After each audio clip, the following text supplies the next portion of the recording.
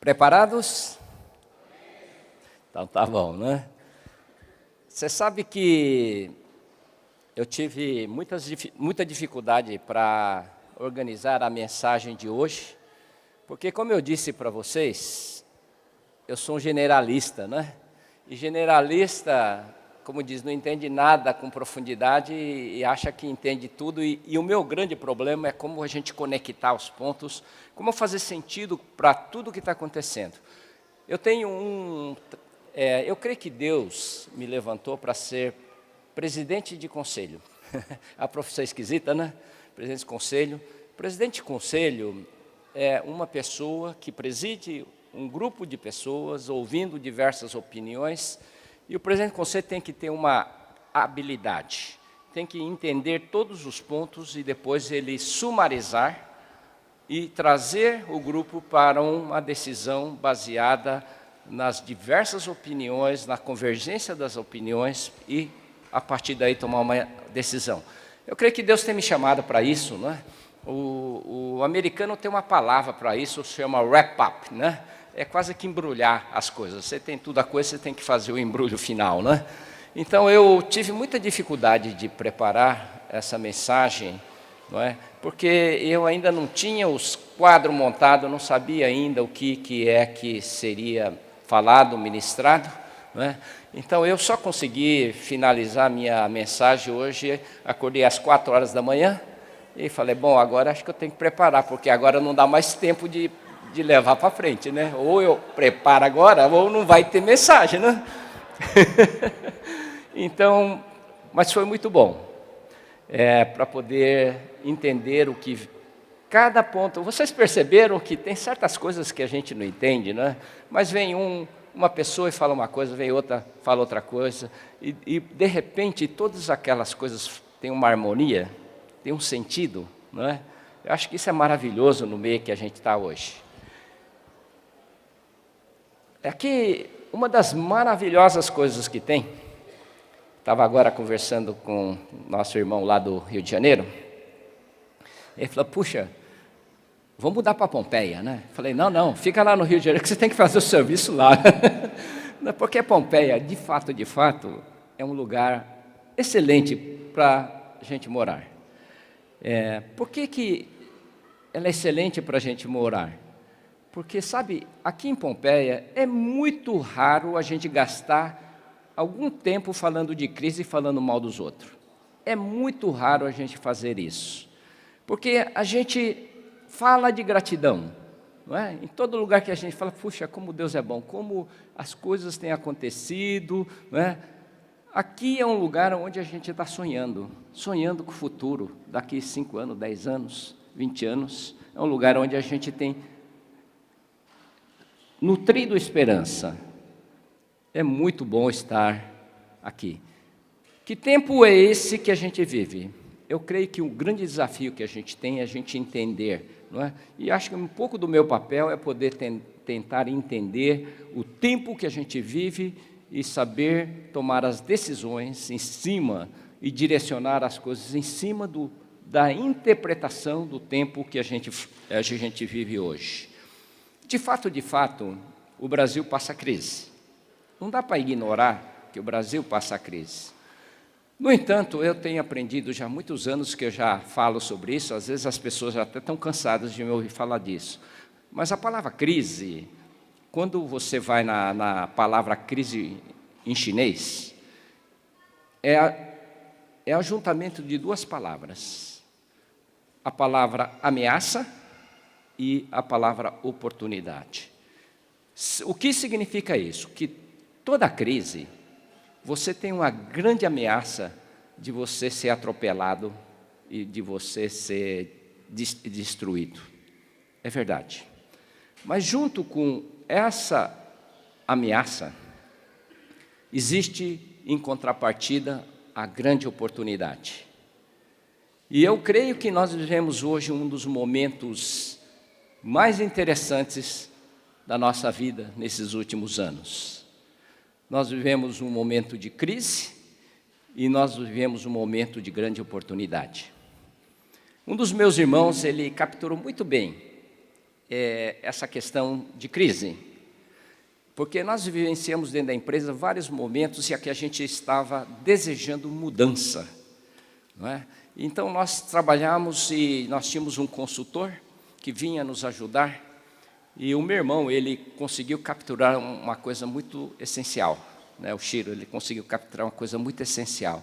Ele dizia o seguinte: enquanto a gente não desestabilizar essas pessoas, nós não conseguimos fazer mudanças. Então, a crise é algo fundamental, porque eu digo que crise é concentração de energia. É como que você fosse acumulando energia e acumulando energia. Você pode explodir, ou você pode usar essa energia para promover as mudanças. Mudança exige muita energia. E crise é bom por isso, porque ela é uma geradora enorme de energia, não é?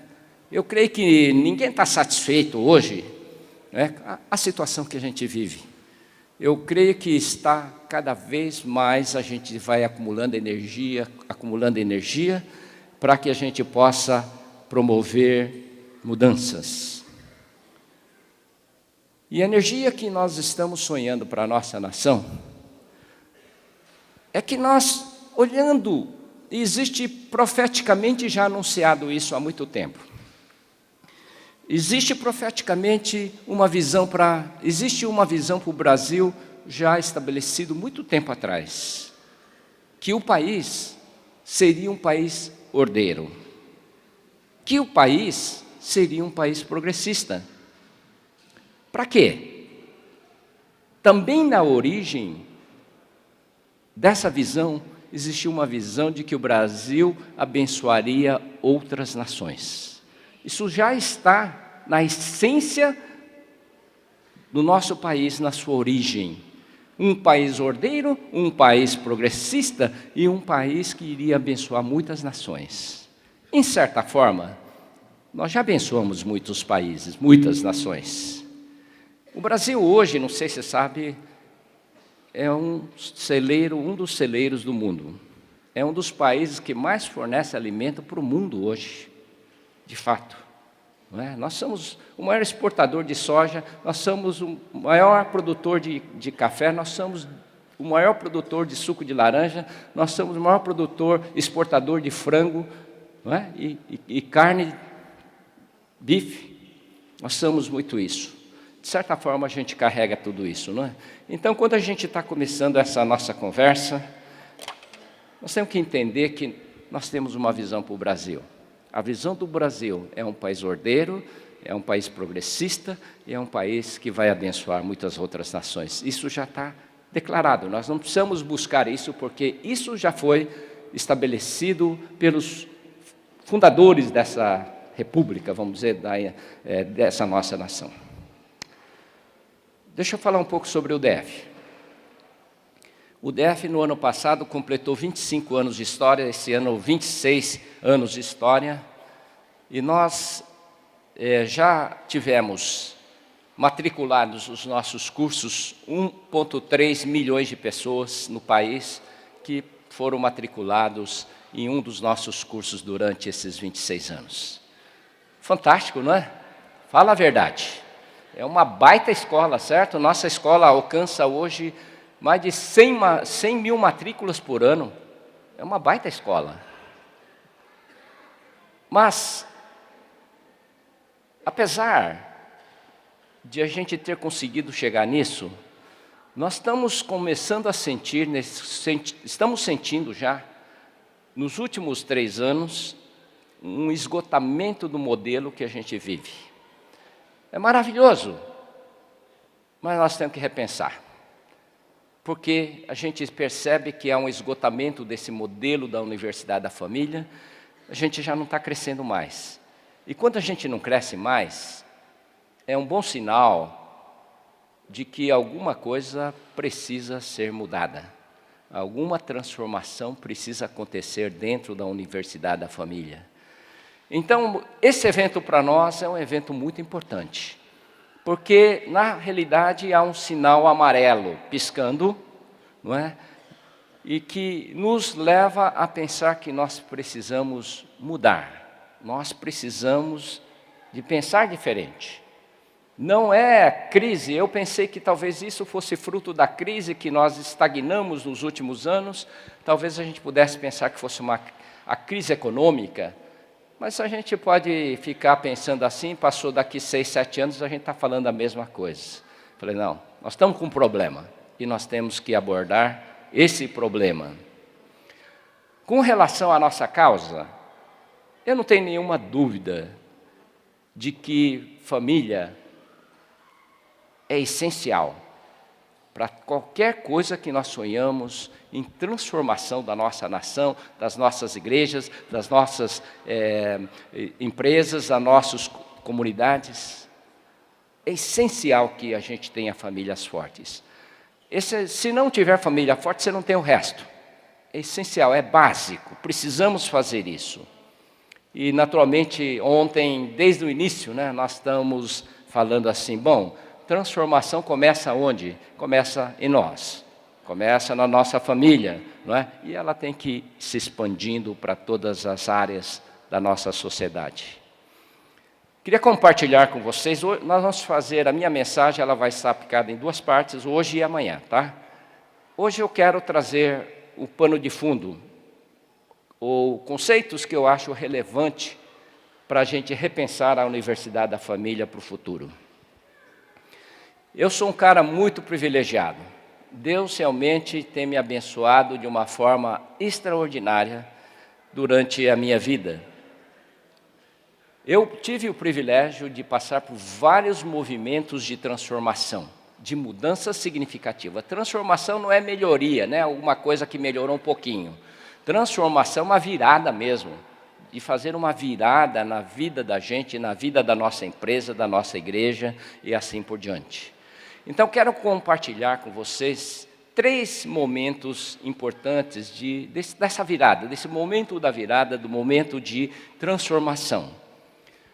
A primeira que nós passamos, e foi tão importante para a gente, foi na empresa. Quando nós implantamos, em 1982, o sistema japonês de produção. Hoje fala sistema Toyota, e muita gente usando o sistema Lean, filosofia Lean, não é? E isso foi um movimento que se iniciou muitas décadas atrás, através de um matemático, do estatístico americano chamado Deming. E o Deming, ele queria ensinar as coisas para os americanos, mas os americanos ignoraram ele. Então o Deming foi para o Japão. E lá ele foi acolhido como um grande professor. E aí os japoneses começaram a aprender a teoria de Deming, não é? E ele falava sobre qualidade. Então, tudo que nós vivemos hoje nas indústrias, hoje, dentro das empresas, hoje tem uma influência enorme desse cara chamado Deming, que pouca gente conhece.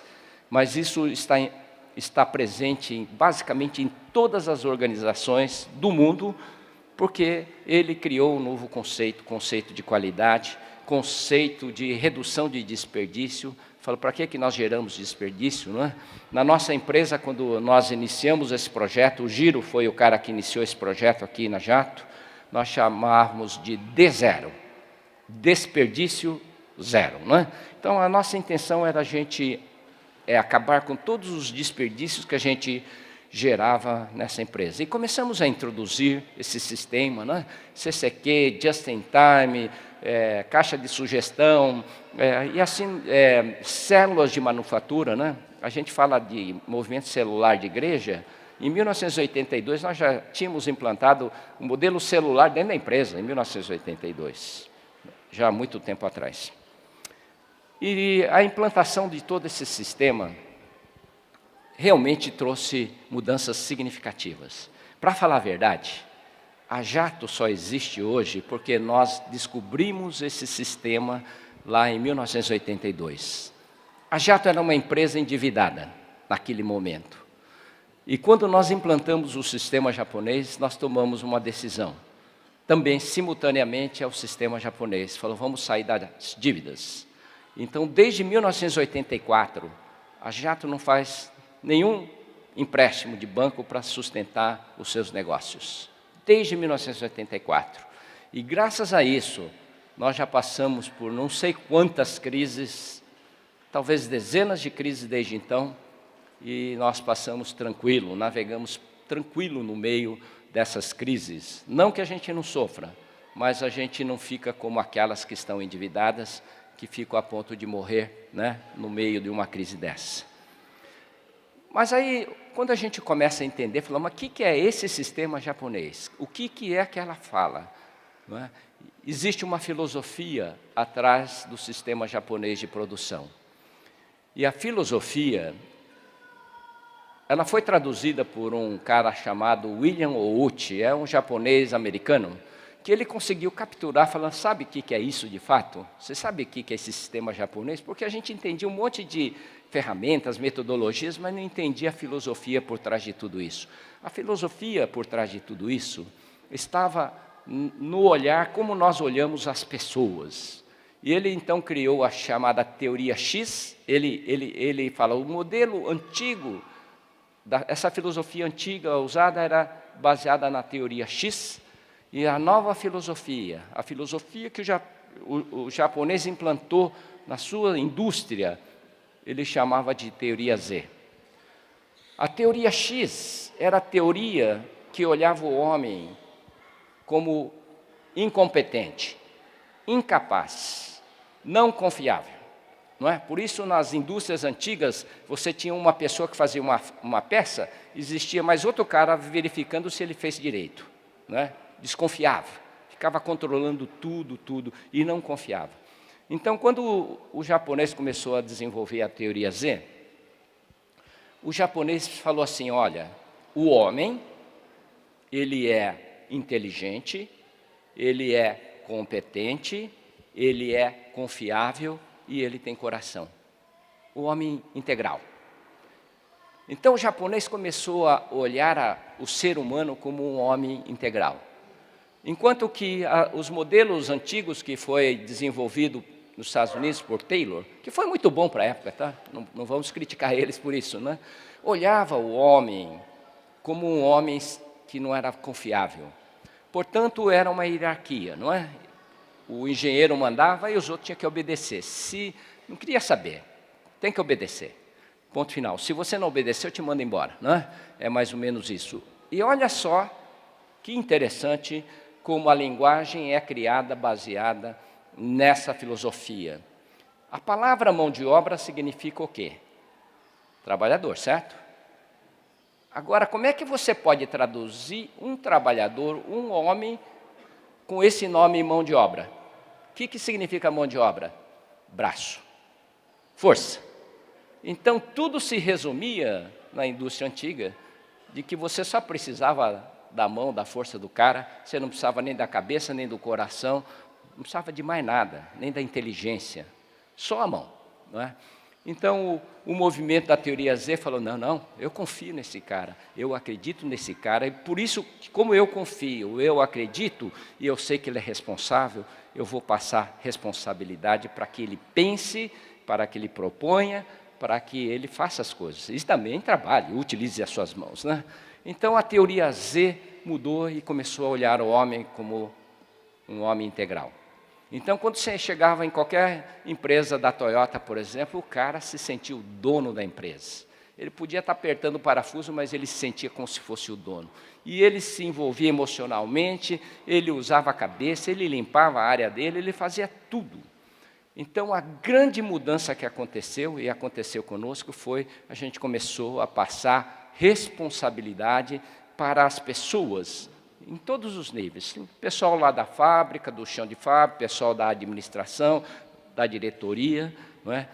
Para que ele pudesse sair dessa condição de pau mandado, né? Para alguém que pensa, alguém que é confiável, que tem inteligência. O Giro, nessa época, fez uma coisa muito interessante, não é? Ele era o presidente da Jato, então muita gente chegava na sala dele, entrava na sala dele, dá licença, seu Giro? Sim. Ó, estão com um problema lá, está acontecendo isso, o que eu faço? O Giro olhava para a cara do cara, falou, olha, você saia dessa sala, agora mesmo. E você só volta aqui para falar comigo quando você tiver uma proposta, uma ideia para resolver o problema. Eu não vou resolver o seu problema, você resolva o seu problema. Entende? E mandava ele para fora. Né? Ele fazia cara de bravo, mas ele não é bravo não, né? Fazia cara de bravo, sai daqui. Eu não quero você aqui reclamando da vida. Quando ele voltava. Então, todo um exercício de como que a gente faz para mudar a mentalidade das pessoas. E nós fizemos, né? É uma luta contínua, gente. Esse negócio é muito difícil, porque a gente tem as recaídas. A gente quer resolver o problema dos outros, mas nós temos que aprender que, quando nós queremos transformar qualquer coisa, nós temos que passar responsabilidade para as pessoas. Né? A filosofia, eu gosto muito da palavra ownership no inglês, porque me parece que ela simboliza mais. Você passa responsabilidade, ownership, vamos dizer, você passa para que as pessoas assumam a sua responsabilidade. Né? E foi muito interessante, é muito interessante a história, porque, você sabe, apesar da Jato ser uma empresa pequena, entre todas as empresas do Brasil, a Jato foi a primeira empresa que implantou o sistema japonês do Brasil. Hoje todo mundo implanta, mas a primeira empresa, tirando as multinacionais, que era a Kubota, a Toyota, que foram algumas multinacionais que começaram o processo, a Jato foi a primeira. Bacana, né? Às vezes a gente falava, Pompeia está pensando que Pompeia é o quê, né? Só esse negócio interessante aqui também, né? A segunda transformação, essa foi a primeira. E qual é a essência dessa primeira transformação? É um novo olhar sobre a vida das pessoas. Transformação é quando a gente consegue fazer com que todo mundo se preocupe, trabalhe, use a sua inteligência, use sua capacidade, a sua força para fazer as mudanças necessárias. Transferência de responsabilidade. E não depender de um cara muito brilhante, muito estudioso. Não, todo mundo tem que participar, todo mundo tem potencial para poder ajudar. A segunda transformação que nós passamos na nossa empresa, também eu vou falar da empresa, mas essas coisas depois a gente aplica em outros lugares, porque a filosofia a gente aplica em qualquer lugar, né? A outra transformação veio de um consultor chamado Vitor Pinedo. Nós estávamos numa fase procurando um consultor que nos ajudasse a fazer o planejamento da Jato. E foi procurar vários, né? Mas encontramos o Vitor Pinedo, porque o Vitor Pinedo foi a primeira pessoa que fez uma proposta diferente de todas as outras consultorias. Ele disse, sabe, planejamento estratégico, a gente começa alicerçado em cima dos valores fundamentais da organização.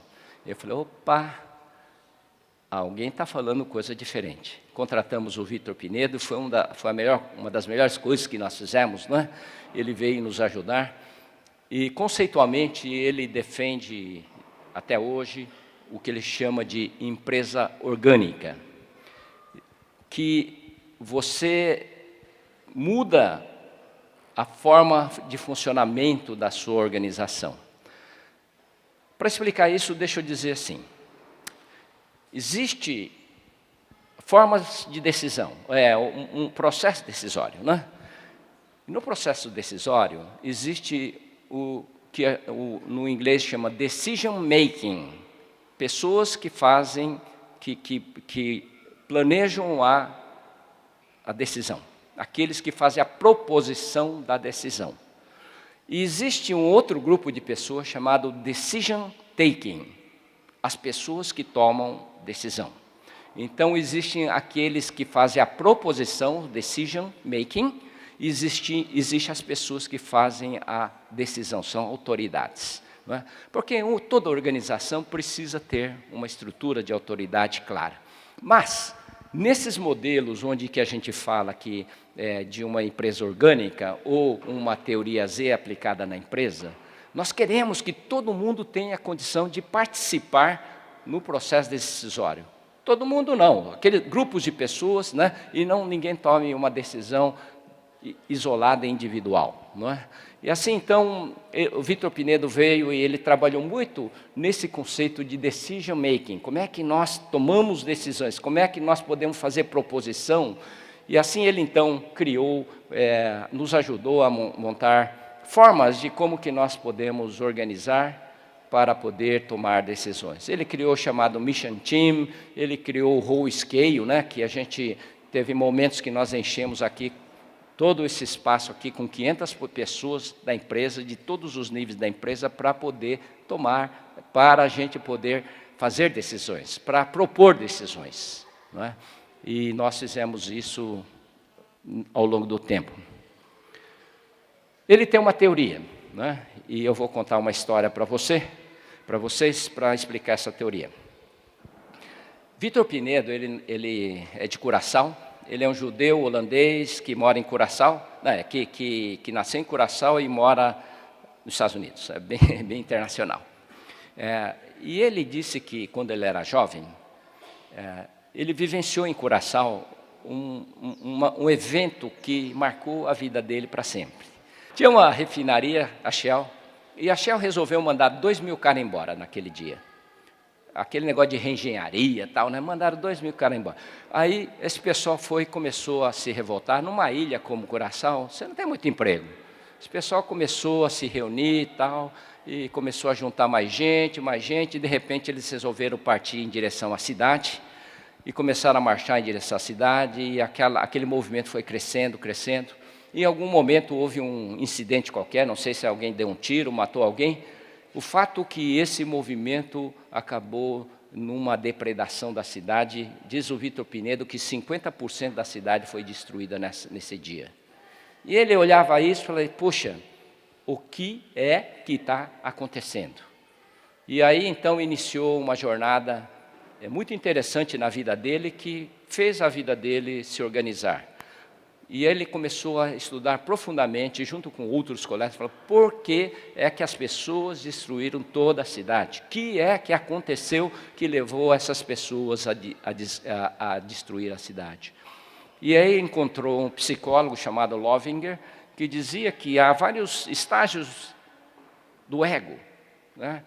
E que aí ele dizia o seguinte, quanto mais imatura é a pessoa, mais impulsiva ela é. Mais manipulável ela é. Então, nesse grau de maturidade, as pessoas são manipuladoras e são impulsivas. Não é? Impulsivo é aquele, né, que o cara fala alguma coisa, o cara antes de responder já mete a bolacha, não é? Certo? Não é? Ou manipuladoras, o cara que fica fazendo joguinho, né, para conduzir e levar pessoas a um caminho, uma decisão. Essas pessoas são facilmente manipuláveis, são pessoas que são, quando tem um bom manipulador, né, ele leva essas pessoas todas ao caminho. O Brasil é o quê? É um país muito imaturo, em que as pessoas são facilmente manipuláveis. Essa é a verdade. Isso é muito importante eu contar isso para você. Então, como é que nós podemos mudar essa história? Como é que nós podemos encarar crises profundas e não criar tumulto, brigas e de depredação? Hoje é assustador, eu fico vendo todo dia na televisão, os caras queimam uns 2, 3 ônibus. Ultimamente estão queimando uma frota inteira de ônibus. Eu falei, eu não entendo, não é? Por que isso acontece? Não é? Mas, na realidade, a impulsividade, a imaturidade, a manipulação, ela está presente hoje no nosso país. Então, ele defende o seguinte, fala, olha, quanto mais a pessoa madura, uma pessoa madura é uma pessoa mais integrada, mais engajada. Então, a teoria deles é, ok, se nós um dia queremos ter uma nação que encara os problemas com serenidade e com força e com unidade, é quando a gente começa a engajar essas pessoas começam a ser integradas. Elas sabem do problema, entendem do problema, mas eles não estão pedindo para alguém resolver o problema, eles estão dizendo, nós somos parte do problema e nós somos parte da solução. Quanto mais maduro você é, mais integrado e engajado você é. Então, nós temos um baita desafio outra vez, não é? E o que é que a palavra de Deus fala sobre isso? Né? A palavra de Deus diz que nós somos um corpo. Um corpo. E nós temos que funcionar como um corpo. Então, esse é um exemplo muito importante de que nossa sociedade precisa amadurecer. E amadurecer nós precisamos participar mais dos problemas da sociedade, nós temos que participar mais das soluções. Não adianta a gente ficar criticando. Aliás, eu disse outro dia, falei hoje mesmo, né? Falei, olha, como eu não gosto de gente reclamenta, né? Eu não gosto de gente que fica reclamando. Eu gosto, não é? Tudo bem, tem problema? Vamos resolver, vamos para frente. Mas não gosto muito de gente que fica reclamando de tudo, não é? É chato, né? Porque, na realidade, é muito na impulsividade, muito no egocentrismo, né? E esquecendo de que nós somos uma sociedade.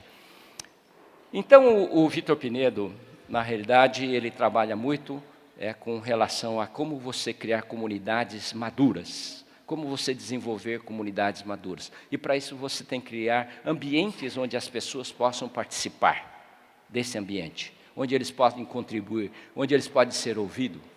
Né? A maior parte das crises acontece porque as pessoas não querem ouvir o que a gente tem a dizer. Não é? E aí vai criando o distanciamento, aí de repente o cara explode. Não é? Então, uma das coisas que ele disse também, que é muito interessante, para explicar a importância de a gente ser uma comunidade, uma coletividade, existem alguns estudiosos que fizeram uma pesquisa e separaram os seres humanos, os grupos de pessoas, em 4 categorias. O P é o cara de produção, né? Então, o cara que gosta de meter a mão na massa, gosta de fazer o trabalho, né? Mas o P, por exemplo, se você estiver numa reunião conversando e começar a blá, blá, blá, blá, blá, né? O P vai levantar e falar, vamos parar de falar de blá, blá, blá e vamos trabalhar, né? Não é? Eu não gosto de reunião. Reunião é atrapalhar, é perder tempo, não é? O P é desse jeito, né? O A é o administrador. O A sempre ele quer mais informação, mais controle, mais isso, mais papel, mais controle, não é? E nunca cessa de pedir mais informações. O E é o empreendedor. O empreendedor sempre quer encontrar uma solução do problema, criando uma coisa nova. Não é? Sempre ele quer criar alguma outra coisa que não, fora daquele negócio que nós temos que fazer. Nós temos que fazer o nosso trabalho, não é? Mas esse cara acha, fala, esquece isso aí que vocês estão fazendo, vamos fazer o novo. Então, sempre está gerando confusão no nosso meio, né? Mas ele é bom, hein? E o I, e o I é o integrador, né? Aquele que põe as pessoas juntas. Então, foi muito interessante o estudo que eles fizeram. Eles criaram um case, falaram, vamos fazer um jogo aqui. Vamos vamos separar esse pessoal em grupos, né?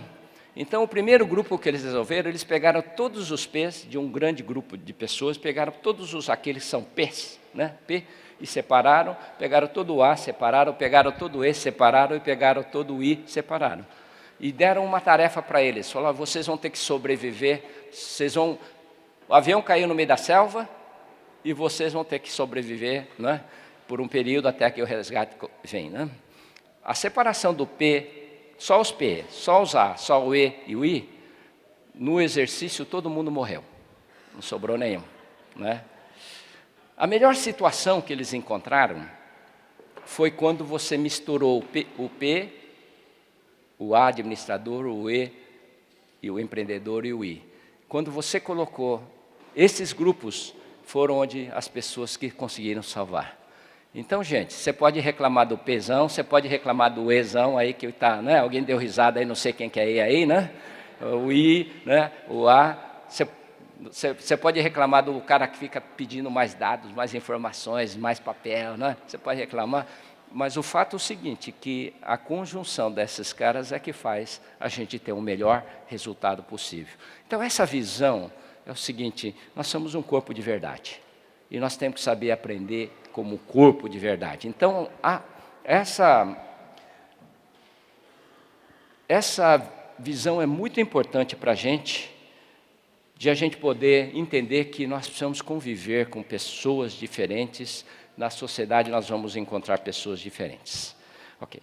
A terceira transformação, e essa transformação do Vitor Pinedo para nós foi extraordinária, foi de uma riqueza impressionante, porque ele nos trouxe o conceito de valores, A Jato não tinha valores estabelecidos até então.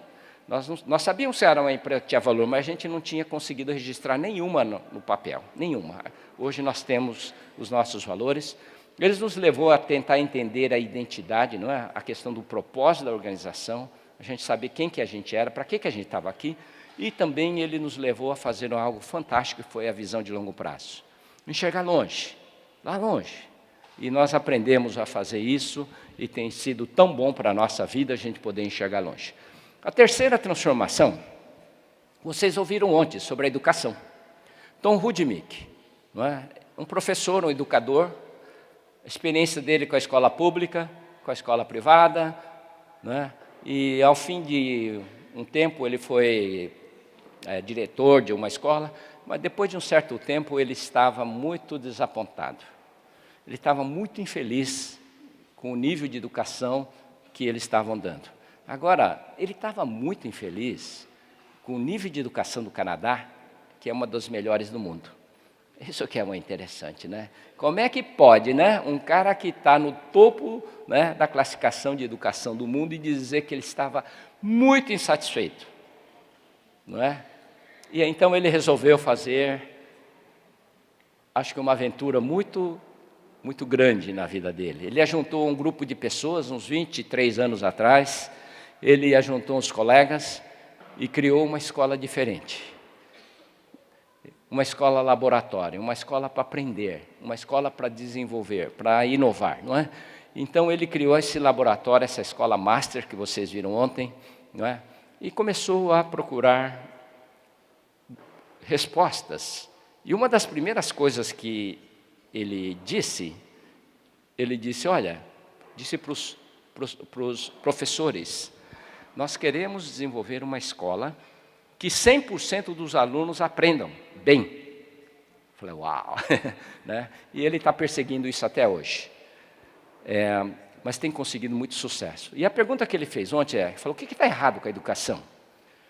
Antigamente, o conhecimento na face da Terra dobrava a cada 50 anos. Demorava 50 anos para que aquele conhecimento que você tinha, você gerasse novos conhecimentos, e 50 anos depois você dobrava o conhecimento na face da Terra.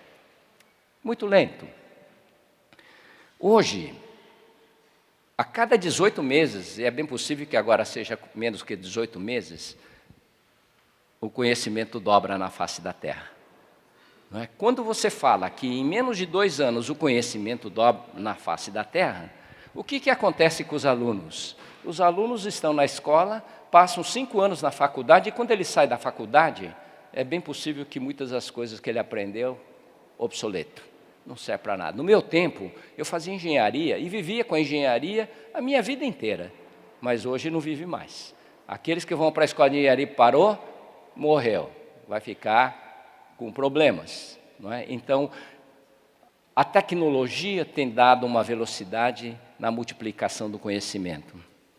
Então, se o aluno sai da escola sem o conhecimento, sai com conhecimento obsoleto, num modelo de escola tradicional, então nós temos que repensar a educação como um todo. E é isso que eles fizeram lá. Eles criaram uma escola, não é, onde está baseada em inovação. Então, o que eles fazem? Eles ensinam os alunos a estudar, a pesquisar, a serem autônomos. Ele tem autonomia para resolver problemas. Então, em vez de simplesmente dar matérias nessa escola, eles dão projetos. Eles chamam adventures, né? Aventuras.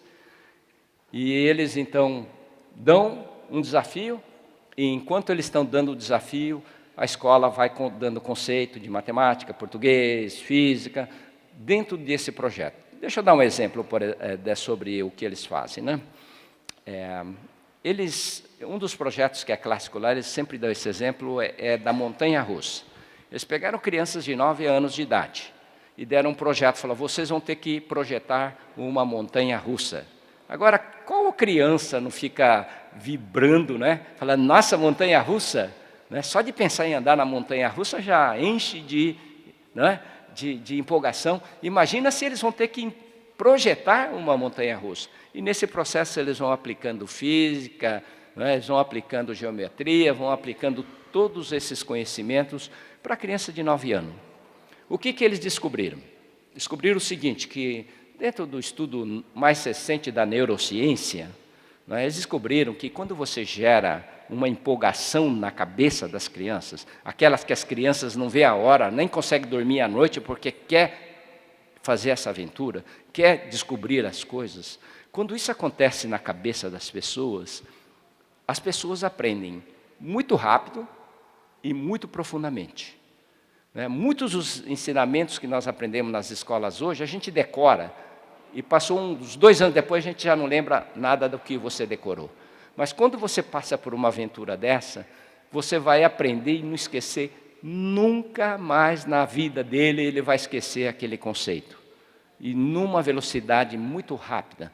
Então essa escola explora muito esse tipo da neurociência, não é? No sentido de que nós precisamos fazer o ambiente escolar ser um ambiente muito empolgante e também muito alegre.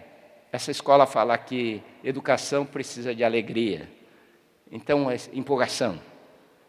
E é isso que essa escola, então, oferece. E um dos segredos dessa escola, eles começaram a trabalhar com a questão de qualidade, né? Qualidade é muito importante. Então, uma das coisas que acontece nas escolas tradicionais hoje, a escola tem 50 minutos de aula. Depois de 50 minutos, muda de professor, muda de matéria e vai embora.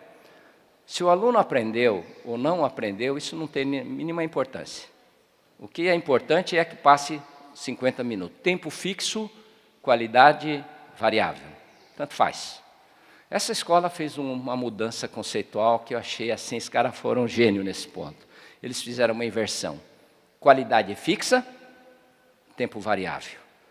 Isso só foi possível, naturalmente, com a tecnologia, computador, né, sistemas, né? Então, hoje o aluno, nessa escola, ele só progride à medida que ele conseguiu terminar aquela tarefa. E eles fizeram uma coisa muito inteligente. Eles pegaram o conhecimento e fatiaram em pequenos pedacinhos. Então, em vez de você jogar uma teoria tão complicada, eles vão ensinando fatia por fatia. Aprendeu isso? Aprendeu, então vai para frente. Aprendeu isso? Aprendeu. Então, ao final de tudo, as crianças aprendem sem aquela pressão, né, de que tem que tal, eles vão passando etapa a etapa e então eles aprendem. E quando eles têm dificuldade, a escola ensina e fala, olha, não tem nenhum problema você dizer que você não sabe. Essa escola ensina logo no primeiros dias de aula, dizer, olha, falar que não sabe não é nem uma vergonha. E nas escolas de hoje, falar que não sabe, os caras vão, né, vão fazer bullying com você. Então, são conceitos desse jeito, mas qual é a maior sacada desse ensino no Canadá? Eles passaram a responsabilidade do aprendizado para o aluno. O aluno é que aprende. E os professores estão para facilitar. Os professores não é teoria X. Eu sei, vocês não sabem, fica me ouvindo. Né? Aí esse novo modelo fala, ó, vocês façam. Se vocês precisarem de ajuda, eu estou aqui. Né? Conceito diferente. E assim, então, essas escolas, não quer dizer que não tem ensino também, tá? Tem ensino também. Mas, filosoficamente, o aluno assume a responsabilidade do seu aprendizado. Não é? E assim, então, nós temos conseguido coisas extraordinárias. Quer ver uma coisa extraordinária? Evasão escolar. No ensino médio, escola pública, pelo menos há uma evasão escolar de pelo menos 30%. 30% dos alunos saem da escola durante o curso de ensino médio. Aqui, quantos? 0. Nenhum. Nenhuma evasão. Não é? E isso é bem interessante quando a gente começa a olhar isso aí. Né? Deixa eu passar aqui para frente.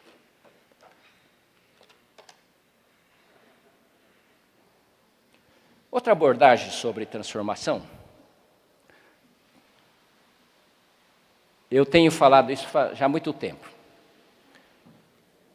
Apareceu em 1974, quando 2 líderes se encontraram em Denver E esses líderes se encontraram para trocar ideia do que Deus estava falando para esses líderes. Esses líderes eram líderes com visão de mundo, transformação de mundo. Esses caras queriam transformar o mundo. E esses dois líderes são dois grandes líderes. Um já faleceu, o outro está vivo ainda. Um chama Loren Cunningham, da Jocum, e o outro chama Bill Bright.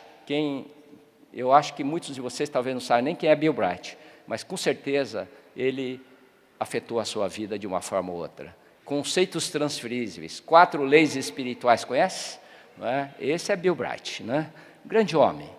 Os dois estavam lá, passando pela região lá do Colorado, e um homem falou, puxa, seria tão bom a gente colocar esses dois grandes líderes, 2 expoentes, eram jovens naquela época, mas dois líderes potenciais, para estarem juntos e conversarem junto, não é? E então esse homem conseguiu trazer esses 2 pensadores para eles compartilharem entre eles o que Deus estava falando sobre transformação do mundo para eles, não é? E é muito interessante porque parece que o FFI, a família Hill, sempre parece que está na jogada, né? Parece que toda vez que... Lembra daquele desenho animado que aparece o Bugu, né? Está lá, tal, e aparece, estou aqui, né? O pai do Craig Hill foi esse cara que trouxe o Loren e o Bill Bright para estarem juntos, em 1974. Tem umas historinhas a mais para contar, mas não vai dar tempo, não é? E através desse momento que eles tiveram, eles compartilharam um com o outro 7 áreas de influência. Eles diziam o seguinte, para transformar o mundo, nós precisamos transformar as 7 áreas de influência, não é? E assim surgiu, naquele momento, então, o conceito de 7 áreas de influência. É muito interessante porque o pai do Craig Hill, né, foi o personagem que uniu esses dois, trouxe e proporcionou esse momento. E eu estava lendo um livro, onde a primeira vez eu realmente comecei a saber desse negócio de 7 áreas de influência, foi num livro chamado O Modelo Social do Velho Testamento, Landa Cope. Aliás, quero divulgar para vocês, Landa Cope vai estar em setembro lá em Curitiba. Tá? Vai estar em setembro em Curitiba, valia a pena ouvir essa senhora. Landa Cope estava contando no livro dela, isso que me chamou a atenção, né? E no livro ela escreve o seguinte, que ela estava assistindo televisão, estava meio à toa naquele dia, estava assistindo televisão e assistindo um programa, apareceu um programa em que as pessoas fizeram uma proposta de entender um pouco o impacto da igreja na comunidade. E nesse caso era a igreja evangélica na comunidade. Então eles começaram a fazer uma pesquisa para saber que cidade seria uma cidade evangélica. Eles tinham que escolher uma cidade evangélica. E pelo que eu entendo, eles escolheram Dallas.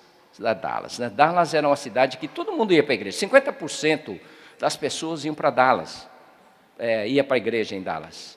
Então era muito forte. E então aí eles começaram a falar, vamos escolher Dallas. Então vamos ver o que Dallas tem de bom. Começaram a pesquisar os indicadores sociais, violência, desemprego, roubo, tal, pobreza, vários indicadores sociais, né? Não sei exatamente quais são, mas eles levantaram e depois então pegaram esses indicadores e começaram a confrontar com outras cidades que não eram tão evangélicas assim. E ao final de todo o estudo, eles chegaram à conclusão que Dallas não tinha nenhuma grande diferença com qualquer outra cidade onde o evangelho estava presente, onde havia uma igreja muito forte, não é? Então aí o programa, né, não era um programa cristão, e aí então eles foram para fazer a etapa seguinte. Foram atrás dos líderes cristãos daquela cidade, os principais líderes, aqueles mais conhecidos, e foram perguntar, olha, nós fizemos uma pesquisa, Dallas é uma cidade muito evangélica, e nós fizemos uma pesquisa sobre os indicadores sociais, e nós descobrimos que Dallas não tem nenhuma diferença com as outras cidades não cristãs, ou menos cristãs. E aí foram entrevistar os grandes líderes. E aí chegar para um líder, falou, ei, foi pesquisando diversos líderes. Em suma, em resumo de tudo, Todos os líderes disseram a mesma coisa. Eu falei, eu não tenho nada a ver com as questões sociais da cidade, eu sou o líder de uma igreja, né, sou pastor de uma igreja, e tudo, o problema da sociedade não é minha responsabilidade, não tem nada a ver com isso. Quando a Landa Cope ouviu essa mensagem, ela falou, ela desabou, falou, puxa, não é esse o evangelho que eu acredito. Eu acredito no evangelho transformador. Eu acredito no evangelho que pode realmente fazer diferença na sociedade. E a resposta que ela ouviu dos líderes foi a pior resposta que ela poderia ter ouvido.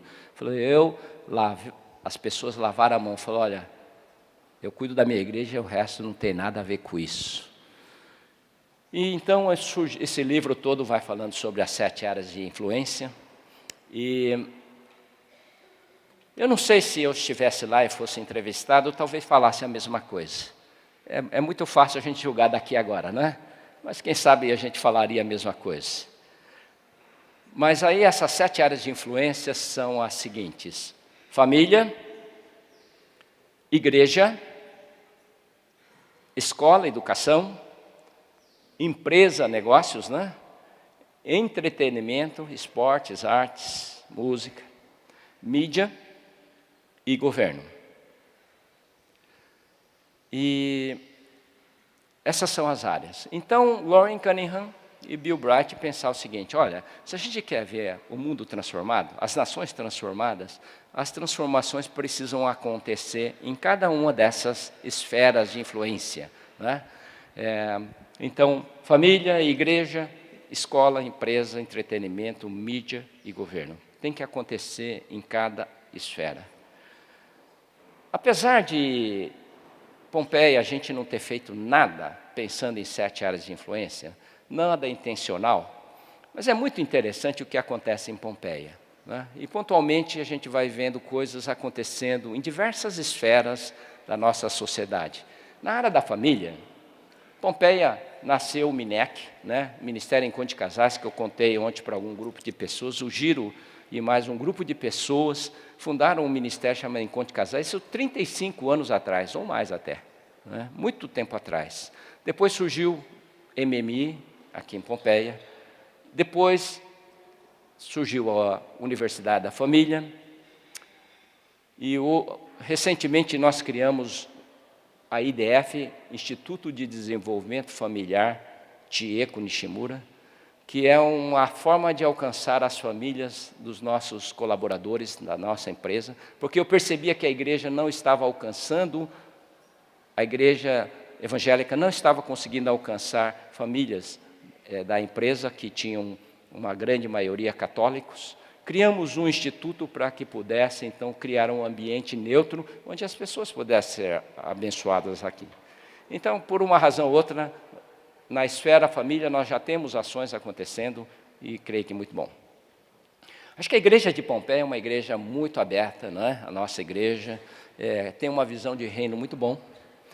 Na escola, nós estamos aqui com Profound Learning, nós já falamos, nós estamos aqui com a FATEC. Dentro da FATEC, nós estamos usando as coisas mais modernas possíveis, né? Então, os alunos do 2º ano da FATEC, eles já são estimulados a abrir uma startup dentro do seu curso, desenvolver uma startup. Já pensou? Chique, né? Desenvolver startup. O Senai é uma organização de destaque nacional. Entre todos os alunos que fizeram o curso técnico aqui no Senai de Pompeia, existe uma classificação que o Senai faz. Ele faz assim: inadequado, ensino inadequado é aqueles que não conseguiram suficiência, adequado é aquele que vem na média, né? Suficiente para passar, e vem o avançado. 100% dos alunos que passaram por esse curso do Senai estão no nível avançado. E falam, isso é uma coisa impressionante, né? Que legal, né? Então nós já temos um modelo.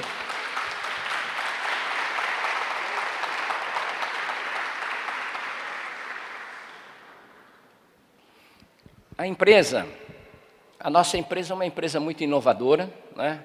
A Jato já foi uma das maiores registradoras de patente no passado.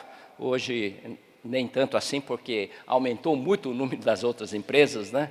Mas nós fizemos 70 anos de empresa, é uma empresa cheia de energia, cheia de sonhos, cheia de futuro. Eu creio que estamos evoluindo e plantamos muito forte a questão da inovação, porque nós acreditamos que o futuro é o futuro que vai exigir inovação. Tem uma área que a igreja de Pompeia está envolvida, que é na área de entretenimento, que muitos anos atrás o pastor Massal começou um projeto de artes. Depois ele foi embora, o projeto ficou assim meio paradão. O Giro assumiu esse papel depois, e depois nós conseguimos enquadrar essa associação, o projeto da associação, na Lei Rouanet e na Lei do Incentivo ao Esporte. Quer dizer, nós conseguimos deduzir do imposto de renda um pouco de dinheiro para alocar em projetos da Associação Oasis. A Associação Oasis hoje alcança 1.300, 1.400 pessoas por ano, crianças de 4 a 17 anos. O que significa isso para Pompeia? Nós estamos alcançando em torno de 30% a 40% do público infantil de 4 a 17 anos aqui em Pompeia. Não é impressionante?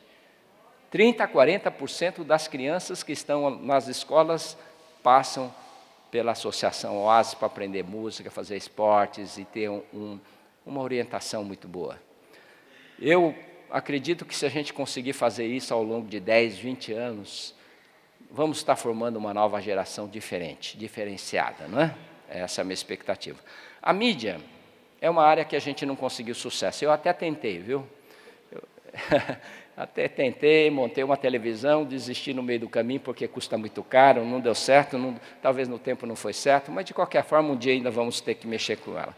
E no governo, nós temos... Por morar numa cidade pequena, eu nunca quis me envolver com política. Política de interior de cidade pequena é uma porcaria, né? É muito complicada, é muito difícil. Então a gente sempre fugiu da política. Mas depois dessa última eleição eu fiquei pensando, poxa, influenciado pelas 7 áreas de influência, não está certo. Fugir de alguma coisa relacionada à política não está certo, não é? Então eu falei, preciso achar um jeito de resolver isso. Então formamos um pequeno grupo e nós começamos a discutir Pompeia para tentar discutir políticas públicas. Eu não quero entrar na política, eu não quero ser prefeito, eu não quero... Não, nosso objetivo não é a gente assumir postos, né? Mas a gente criar políticas públicas que possam ajudar a cidade a direcionar. E criamos então um grupo chamado Pompeia Visão 2038.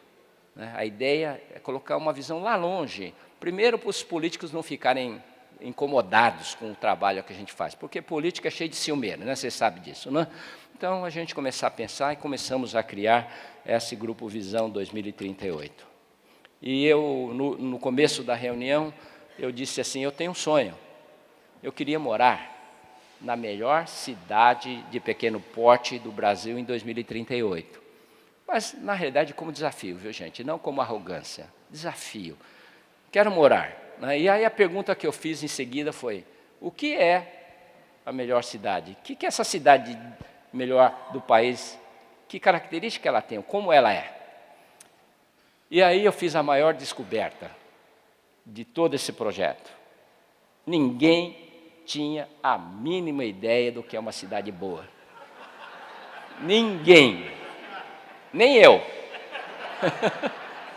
Né? Então, aí eu fiquei pensando, bingo, né? Para mim isso foi a melhor coisa que aconteceu nesse projeto, porque se a gente não sabe para onde a gente quer ir, a gente nunca vai chegar a lugar nenhum, certo? A gente fica rodando e só vai ficar reclamando, né? Então, ok, agora nós criamos uma visão, usei as ferramentas que a empresa usa e fomos e escrevemos 11 pontos, tópicos, que foram muito importantes. E depois eu fiz mais uma coisa. Eu peguei essa visão que nós escrevemos e levei para a igreja está começando a fazer planejamento, né? Levei para a igreja e falei, igreja, em vez de a gente ficar fazendo planejamento para nós mesmos, né? Vamos fazer mais encontro, vamos fazer mais isso, fazer aquilo. Falei, por que nós não pegamos uma visão de uma cidade, para ser a melhor cidade do mundo? E nós, como igreja, nós adotarmos estratégias e ações que ajudem a cidade a ser a melhor cidade do país. Por que nós não podemos olhar isso, né? E a gente poder direcionar as ações da igreja olhando para o bem comum da cidade? Ou, afinal de contas, a igreja serve para quê? Para encher de gente dentro do seu prédio? Ou para ser sal e luz da terra? Pensa bem, não é? Então, aí, e nós estamos numa fase agora para começar a ver, olhar lá na frente e falar de tudo isso que nós estamos sonhando.